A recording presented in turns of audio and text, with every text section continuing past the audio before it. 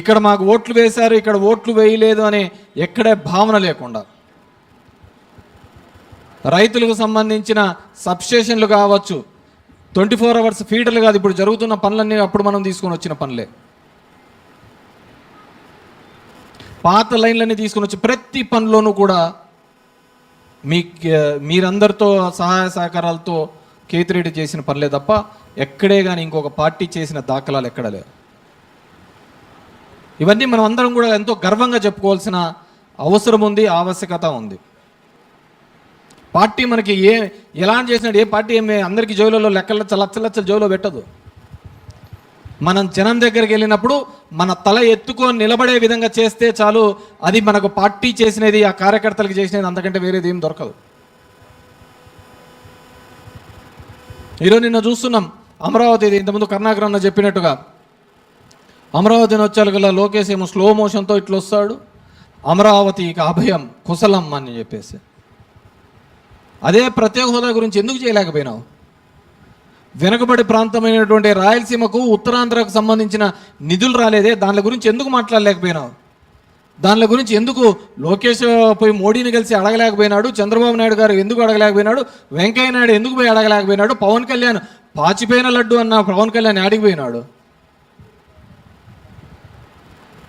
అసలుకు ఏదో సినిమా ఫంక్షన్లో అయితే సినిమా యాక్టర్ కార్తీక్ ఉండి ఏదో లడ్డు కావాలా బాబు అంటే, లడ్డు మాట్లాడద్దండి చాలా సెన్సిటివ్ అంటే ఓ గందరగోళం చేసాయప్ప. మరి పాచిపోయిన లడ్లు అనేది ఎవడు?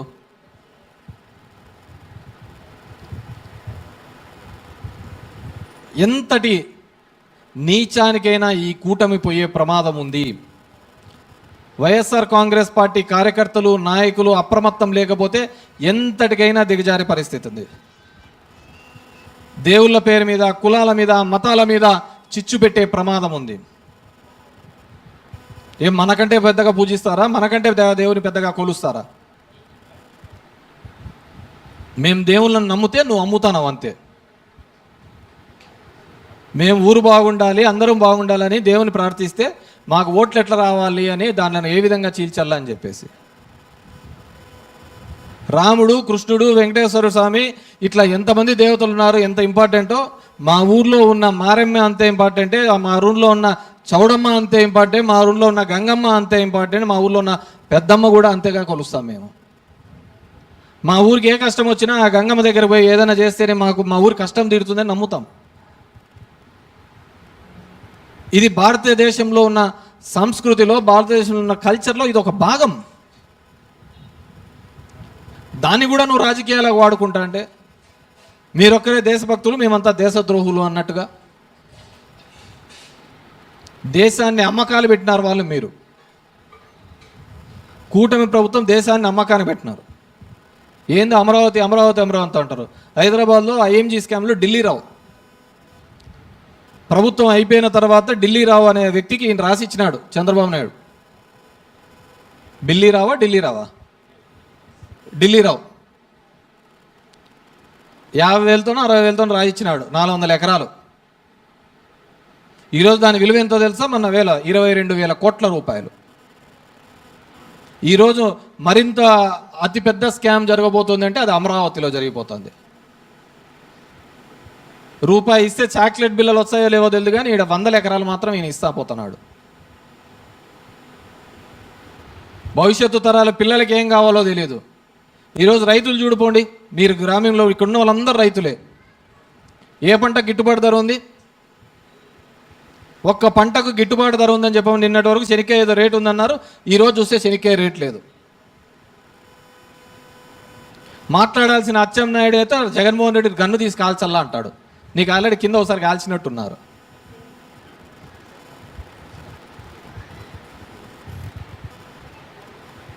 ఎవరు పట్టించుకుంటున్నారు?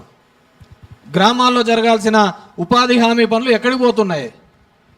ఈ 2-2.5 సంవత్సరాలకు ఎందుకు జరగటం లేదు? రైతు అనేవాడు, రైతు కూలీ అనేవాళ్ళు ఏ విధంగా బతుకుతున్నారు? రైతు రాజు అనే కాలాలు పోయినాయి. రైతు అనే అతని వ్యక్తి బతుకుంటే చాలు, రైతుగా చెప్పుకుంటే చాలు అనే పద్ధతికి ఉన్నారు. అంత దౌర్భాగ్యమైన పరిస్థితుల్లో ఈరోజు వ్యవసాయం ఉంది. గ్రామీణ ప్రాంతం అంతా అల్లాడిల్లుతుంది. ఈయన ఎంతో కబుర్లు చెప్తాడు. 75 సంవత్సరాల స్వతంత్ర భారతంలో ఇంకా తాగునీళ్ళు లేక ఇబ్బంది పడుతున్న గ్రామాలు ఎన్నో ఉన్నాయి. ఇది 75 సంవత్సరాల స్వతంత్ర భారతంలో కావాల్సింది. ఇప్పటికి 3 పండుగలకు 3 సార్లు ఓపెన్ చేసినాడు చంద్రబాబు నాయుడు. ఓసారి ఉగాదికి, అంతకుముందు ఇంతకుముందు ఇంటి పండగ అని చెప్పేసి ఒక్క ఇండ్లు కూడా మంజూరు చేయకుండా ఇన్ని ఇండ్లు ఓపెన్ చేసినాడంటే చాలా గొప్ప నాయకుడు అతను. ఒక్క ఇండ్లు ఓపెన్ చేయకుండా కట్టించిన ప్రతి ఇండ్లు మందే, పడిన ఇటుక ప్రతి ఒక్కటి కూడా వైఎస్ఆర్ కాంగ్రెస్ పార్టీ అధికారంలో ఉన్నప్పుడే. ఇప్పుడు లాస్ట్లో వచ్చి పాలసీ వేసి చేస్తాడు. నేను ఏడో చూసా, ఒక ఆమె వచ్చి పాపం ఇంటి ఓపెనింగ్కి పోతానే చంద్రబాబు నాయుడిని వచ్చి ఆమె సార్ సార్ సార్ సార్ అని చెప్పి అప్లికేషన్ ఏమమ్మా అంటాడు. సార్ కొడుకు ఉద్యోగం వాళ్ళ సార్ ఏం చదివినాడు, డిగ్రీ అని. ఇమ్మీడియట్గా కలెక్టర్ కమ్ హియర్, తీసుకో ఆటో తెచ్చి వానికి అంటాడు. అన్నిటికీ ఒకటే మందేనా? అతను చదివిన చదువు ఏంది, డిగ్రీ చదివి ఉద్యోగం కావాలంటే ఆటో తీపిచ్చారంటావు. మళ్ళీ ఏమాత్రం ఎక్స్ప్రెషన్లో తక్కువ ఉండదు, ఏమాత్రం ఉండదు. ప్రతిదీ నేనే కనిపెట్టినాను. నిన్న మొన్న కూడా గ్యాస్తో వండుకోవడం కూడా అతనే కనిపెట్టినాడు అంటాడు. మనమే కొత్తవి కాదు, యాప్ చెప్పినవి ఇవన్నీ. ఎలా భరిస్తానో ఎలా బతుకుతానో ఈ ఆంధ్రప్రదేశ్ రాష్ట్ర ప్రజలు దండం పెట్టుకోవాలా. కేసీఆర్ అంటారు కదా, ఆంధ్రప్రదేశ్ ప్రజలు నేను ఎట్లా భరిస్తున్నారో నాయన అని చెప్పి. ఫోను నేనే అంటావు, ఎయిడ్స్ నేనే అంటావు, అన్నీ నేనే కనిపెట్టినాను అంటావు.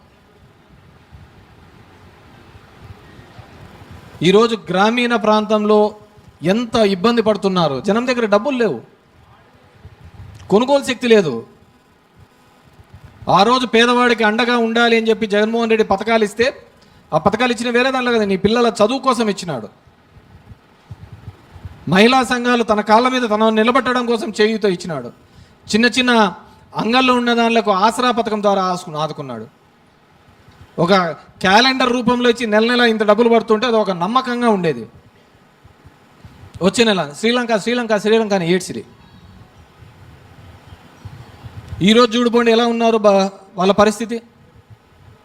ఎంత ఇబ్బందికరమైన పరిస్థితులలో వాళ్ళు ఉన్నారో చూడండి. ఎంత ఇబ్బంది అంటే అంత ఇబ్బందికరమైన పరిస్థితులు. కొనుగోలు శక్తి లేదు.